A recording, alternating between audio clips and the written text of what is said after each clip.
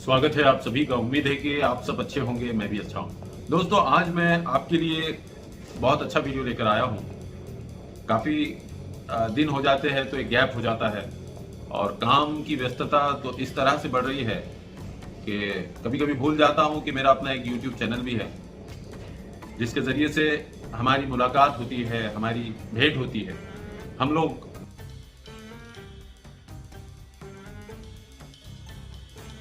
बहुत सारे विषय पर बात करते हैं। मैं अपने अच्छे और बुरे तजुर्बे, कड़वे एक्सपीरियंस आपको बताता हूँ, मधुर एक्सपीरियंस अनुभव आपको बताता हूँ, आपके साथ साझा करता हूँ। तो फिर से एक बार आपकी सेवा में एक ऐसा सब्जेक्ट मैं लेकर आया हूँ। उम्मीद करता हूँ कि ये सब्जेक्ट आपको बहुत पसंद आएगा। दोस्तों, चाय व्यापार के अंदर जब कोई प्रवेश करता है तो सबसे बड़ी सफलता उसको कहां मिलती है और सबसे ज्यादा कठिनाइयां उसे कहां पर आती है। तो आज का टॉपिक बहुत ही रिसर्च करने के बाद, मतलब मैंने काफी इसके लिए लिखा है, तो वहां पर काफी लोगों का सर्वे करने के बाद, बहुत से लोगों का सर्वे करने के बाद, नेशनल लेवल पर हर राज्य में एक ऐसे व्यक्ति से कि जो सक्सेस हुआ है, उससे मैंने कुछ एग्जिट पोल लिया और ऐसे व्यक्ति से भी, ऐसे व्यापारी से भी मैंने एग्जिट पोल लिया जो अपना चाय व्यापार शुरू करने के बाद 4, 5 साल, 6 साल के बाद उसने बंद कर दिया। तो एक तो वह व्यक्ति है जो कामयाब हुआ और एक व्यक्ति वहां है, हमारे चर्चा का विषय, जो फेल हुआ। अब दोनों व्यक्ति, मैं एक व्यक्ति इसलिए कह रहा हूं क्योंकि मुझे आपको समझाना है, क्योंकि सक्सेस होने वाले व्यक्ति की तादाद भी थोड़ी सी ज्यादा है और फेल होने वाले तादाद भी बहुत ज्यादा है। तो लेकिन मैं यहां पर एक व्यक्ति ऐसे उदाहरण के साथ आपसे यहां पर डिस्कस करने वाला हूं। तो जो व्यक्ति, और एक और व्यक्ति मैं इसमें जोड़ना चाहता हूं कि मेरे सर्वे के अंदर ऐसे 3 प्रकार के व्यापारी मेरे सामने आए। पहला, सक्सेस के रास्ते पर जाने वाला। दूसरा, जो फेल हो चुका है। तीसरा, वो जो अभी सफर कर रहा है। जो सक्सेस के रास्ते पर जा रहा है उसके पीछे क्या लॉजिक है, और जो फेल हो चुका है, जिसने अपना स्टार्टअप बंद कर दिया, उसके पीछे क्या वजह है, और जो व्यक्ति अभी भी चाय व्यापार में लगा हुआ है उसकी क्या समस्या है। इस टॉपिक पर आज का हमारा ये वीडियो है। तो पहले हम शुरुआत करते हैं, जो व्यक्ति फेल हुआ है ना, तो फेल होने के पीछे उसके कारण क्या रहे हैं ये मैं आपको बताऊंगा, और इसी से मिलती जुलती जिसकी कहानी है उसको मैं 2 नंबर पे रखूंगा। फेल व्यक्ति जो हुआ है उसका तो सबसे बड़ा प्रॉब्लम यह था कि उसने एक्सपेरिमेंट बहुत किए। उसने बना बनाया बिजनेस कभी अपने हाथ में नहीं लिया, वो लगातार एक्सपेरिमेंट करता रहा। उसने मार्केट में क्या चल रहा है, मार्केट में किस तरह से परचेज होती है, किस तरह से प्रोडक्ट बनाया जाता है, किस तरह से सेल होती है, किस तरह से मार्केटिंग होती है, मार्केट से ना लेते हुए वो अपने दिमाग से सोचता रहा, अटकल बच्चू तरीके से काम करता रहा, और उसका जो परिश्रम हुआ वो व्यर्थ गया। उसकी जो गाड़ी कमाई है वो हर महीने, दिन प्रतिदिन वो कम होती गई। जी हाँ, तो पहला व्यक्ति तो यह रहा। दूसरा जो व्यक्ति है, जो अभी भी लगातार 4-5 वर्ष उसने बिता दिए चाय व्यापार में, और 4 से 5 वर्ष बाद वो अच्छी नीतियों के साथ चल रहा है, कुछ अपने दिमाग की सुन रहा है, कुछ मार्केट के तरीके उठा रहा है, यानी वो 50-50 फार्मूला यहां पर वो इस्तेमाल कर रहा है। दूसरा जो व्यक्ति है, जो अभी भी मार्केट में बना हुआ है मगर समस्याएं उसको बहुत है। उसकी सबसे बड़ी समस्या यह है कि वो जो चाय परचेस करता है तो उसकी क्वालिटी में उसको इत्मीनान नहीं है, संतुष्टि नहीं है, संतोष नहीं है। सेटिस्फेक्शन नहीं है, उसको लगातार एक अच्छे दर्जे की क्वालिटी प्राप्त ना होने की वजह से बार बार उसके जो चाय का क्वालिटी है, उसका जो स्वाद है, उसका जो अपीयरेंस है, उसका जो लीकर है, उसका जो गाढ़ापन है, उसका जो अरोमा है, कभी कभी तो यह होता है कि उसको बहुत अच्छी चाय मिलती है और कभी कभी तो यह होता है कि उसको बस अपना ऑर्डर कंप्लीट करने के लिए बाजार से कुछ तो भी उसको उठा लेना पड़ता है।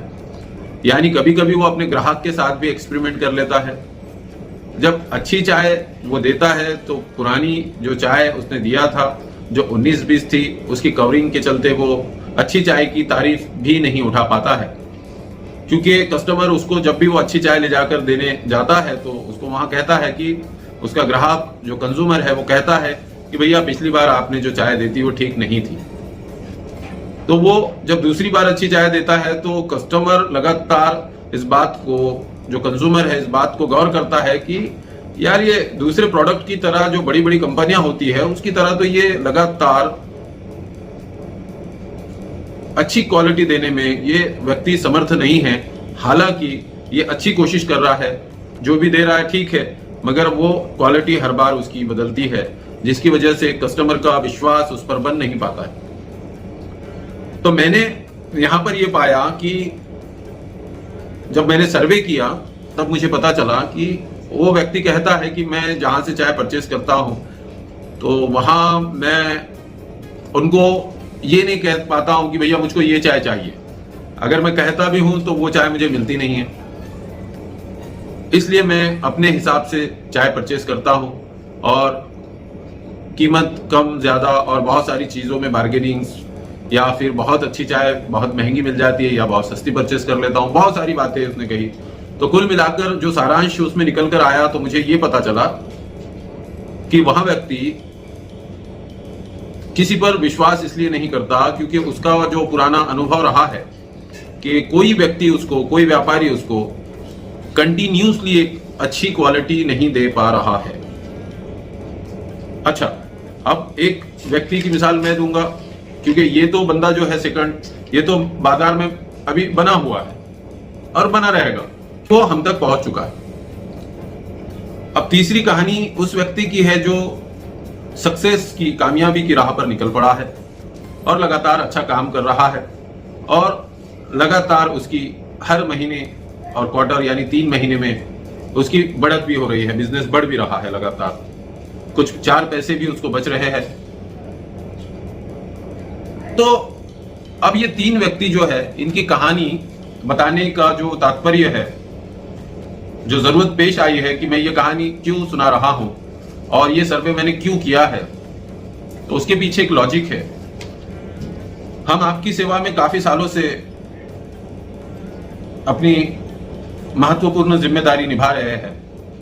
सबसे पहली जिम्मेदारी तो यही होती है कि मैं आपको अपने एक्सपीरियंस सुनाता हूं, अपने अनुभव आपसे साझा करता हूं और साथ में यहां कोशिश करता हूं कि मैं आपका क्वालिटी डिपार्टमेंट संभाल लूं। अब कुछ बात आपकी समझ में आ रही होगी कि हम किस टॉपिक पर जाकर बात कर रहे हैं। तो पहला व्यक्ति जिससे मेरी मुलाकात उसका स्टार्टअप फेल होने के बाद हुई, दूसरा व्यक्ति जिसकी मुलाकात उसका स्टार्टअप अभी रनिंग है, सांसें ले रहा है, उस दरमियान में हुई। मैंने पहले व्यक्ति से कहा कि देखिए, अगर हिम्मत अगर कुछ बची हो तो हमारे साथ आप काम शुरू करके देखिए, निश्चित ही आपको संतुष्टि मिलेगी, सेटिस्फेक्शन आपको मिलेगा, आपको हम बहुत अच्छी क्वालिटी देंगे। अगर आप फिर से एक बार आजमाना चाहते हैं तो मोस्ट वेलकम। आपकी जो क्वालिटी से रिलेटेड जो कमी है वह हम पूरी कर देंगे, क्योंकि आपका क्वालिटी डिपार्टमेंट हम अपने पास रख लेंगे और आपको कंटिन्यूसली हम अच्छी चाय देंगे और आप खुद ही कुछ दिन में कहेंगे कि सर आप बिल्कुल भी आपने जो वादा किया था, जो बात आपने कही थी, बिल्कुल आप उस पर खरे उतर रहे।